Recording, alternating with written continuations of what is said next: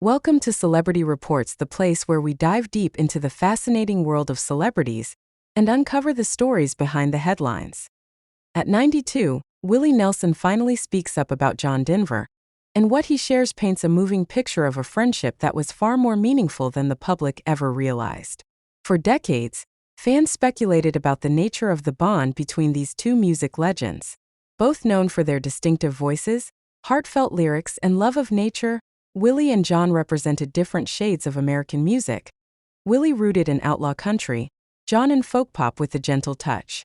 But behind the scenes, they had a deep respect for each other that quietly shaped both of their careers.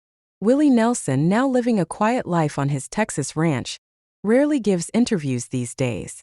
But recently, during a private conversation with documentary filmmakers working on a project about classic American songwriters, he opened up. Sitting in a weathered wooden chair on his back porch, the iconic singer slowly began to tell a story few had ever heard.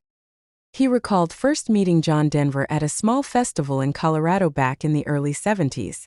Willie said that John, already gaining national attention, was the one who approached him.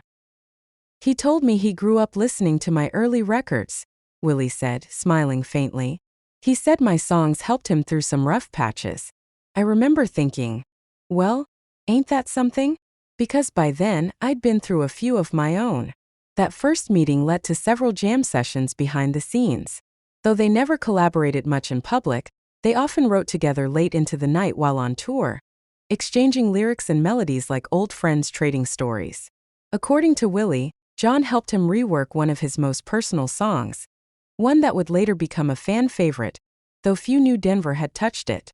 Willie also spoke about John's thoughtful nature. "He had a way of making you feel like the only person in the room," he said. "Even when the spotlight was on him, he always had time to ask how you were really doing."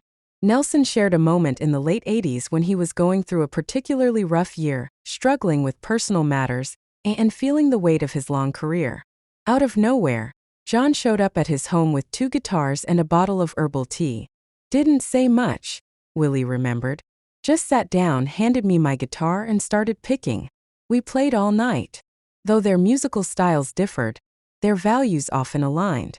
Both cared deeply about the environment, the land, and the people who lived close to it. They talked often about using their music to do good in the world. Willie remembered a long conversation they had on a tour bus, parked under the stars somewhere in Montana, where they talked about legacy, not awards or chart numbers, but the feeling you leave behind in people's hearts. When asked why he hadn't spoken more openly about their friendship over the years, Willie grew quiet. "Some things feel too personal," he said.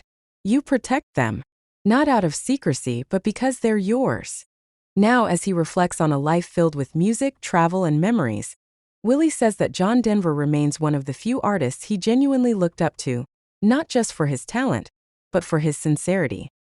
"He never wore a mask," Willie said. "What you saw was what you got. Honest as the wind through an open field." His voice cracked slightly as he ended the story.